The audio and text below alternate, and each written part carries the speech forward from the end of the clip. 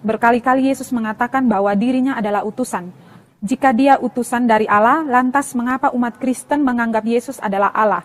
Padahal jelas dalam Yohanes 17, Yesus sendiri mengatakan dia adalah utusan yang berarti sama dengan nabi-nabi sebelumnya. Utusan itu kan menyatakan fungsi.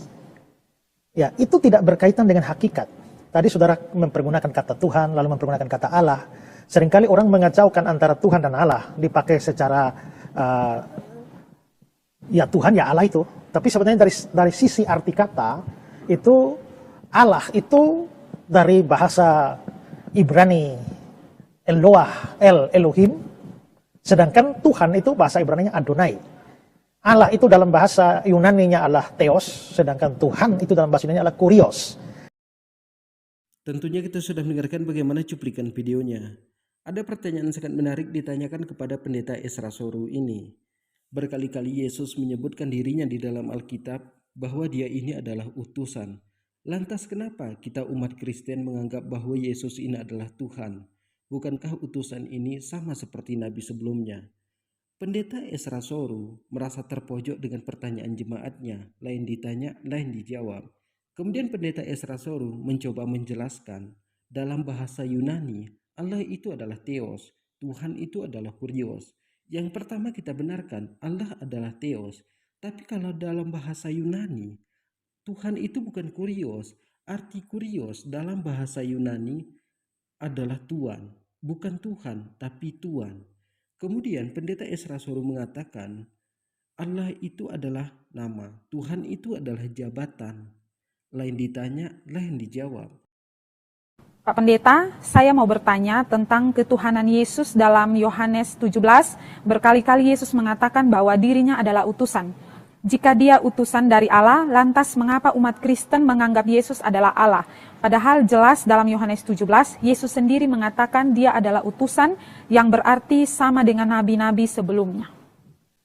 Utusan itu kan menyatakan fungsi. Ya, itu tidak berkaitan dengan hakikat. Tadi saudara mempergunakan kata Tuhan, lalu mempergunakan kata Allah. Seringkali orang mengacaukan antara Tuhan dan Allah, dipakai secara ya Tuhan ya Allah itu. Tapi sebenarnya dari sisi arti kata, itu Allah itu dari bahasa Ibrani Eloah, Elohim. Sedangkan Tuhan itu bahasa Ibraninya Adonai. Allah itu dalam bahasa Yunaninya adalah Theos, sedangkan Tuhan itu dalam bahasa Yunaninya adalah Kurios. Nah, apa beda Allah dan Tuhan? Tuhan itu adalah jabatannya, ya. Tapi Allah itu adalah hakikatnya. Sama seperti saya, ini kan hakikatnya manusia, tapi jabatannya adalah pendeta. Ya. Nama diri itu adalah Ezra. Nah, saya manusia, dia Allah, hakikatnya. Jabatannya saya pendeta, dia Tuhan. Kita tahan sejenak. Tentunya kita sudah mendengarkan bagaimana penjelasan dari pendeta Ezra Soru. Nama Ezra, jabatan adalah pendeta. Nama Allah, jabatan adalah Tuhan. Siapa yang ngasih jabatan Tuhan ini? Biasanya yang ngasih jabatan kepada kita yang lebih tinggi lagi daripada kita. Contoh, menteri itu ditunjuk oleh presiden, diresmikan oleh presiden. Pendeta Ezra Soru merasa terpojok dengan pertanyaan jemaatnya, lain ditanya, lain dijawab. Kini kita akan mendengarkan bagaimana selengkapnya penjelasan dari pendeta Ezra Soru ini. Apakah pendeta Ezra Soru ini mampu menjawab pertanyaan jemaatnya atau malah memutar-mutar untuk mengulur waktu? Jangan kemana-mana dulu, kita dengarkan selanjutnya. Nama saya Ezra, nama dia itu Yahweh. Jadi itu beda antara Tuhan, Allah, dan Yahweh. Tapi seringkali ya dikacaukan saja penggunaannya. Karena itu kalau mau bicara tentang Yesus itu adalah utusan, apakah Yesus itu utusan? Ya, dia sendiri mengatakan dia itu adalah utusan. Nah, tapi apakah dengan dia itu adalah utusan berarti dia menjadi bukan Allah?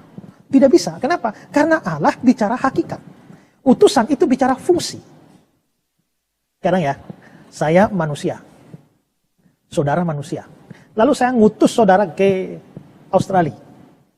Karena saudara adalah utusan saya ke Australia, apakah saudara bukan manusia?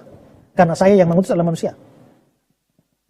Kan tidak, saudara tetap manusia sekalipun saudara itu utusan saya. Waktu saya mengutus kamu, kamu bukan saya bukan kamu. Tapi hakikatnya tetap sama, kamu manusia, saya manusia. Maka waktu Bapa mengutus Yesus, memang Bapa bukan Yesus, Yesus bukan Bapa. Tapi itu dari sisi fungsinya. Tapi dari sisi hakikatnya, ya Bapa Allah, Yesus juga Allah. Kita sudah mencoba bertahan di menit kelima untuk mendengarkan penjelasan dari Pendeta Ezra Soru. Tapi penjelasannya sama sekali tidak masuk akal. Pendeta Ezra Soru menyebutkan, jika saya mengutus kamu ke Australia, apakah kamu itu akan berubah menjadi manusia? Kamu tidak akan pernah berubah menjadi manusia. Kamu tetap menjadi manusia sama seperti saya manusia. Sama seperti Yesus, diutus oleh Allah. Dia tetap Allah. Dia tetap adalah Tuhan. Posisi Yesus itu tidak berubah. Jika seperti ini penjelasan dari Pendeta Ezra Soru, bukankah nabi-nabi sebelumnya berarti adalah Tuhan? Dan kita bertanya lagi kepada Pendeta Ezra Soru, jika utusan itu adalah Tuhan, berapa banyak Tuhan di dalam kekristenan? Kalau utusan itu adalah Tuhan, berarti nabi sebelumnya juga adalah Tuhan. Kita mengikuti langkah dari Pendeta Ezra Soru dengan menyebutkan Yesus itu adalah Tuhan. Jika Yesus itu adalah Tuhan, apakah Yesus itu menciptakan langit dan bumi beserta isinya? Apakah Yesus yang menciptakan planet-planetnya, bintang-bintang, bulan, mataharinya? Jika Yesus yang menciptakan, mana ayat yang cara menciptakannya, tentang penciptaannya? Karena kita bisa melihat bagaimana di dalam Alkitab banyak sekali ayat-ayatnya bertentangan dengan ilmu pengetahuan, bertentangan dengan sains, teknologi, embriologi. Mungkin cukup sekian, semoga bermanfaat. Assalamualaikum warahmatullahi wabarakatuh.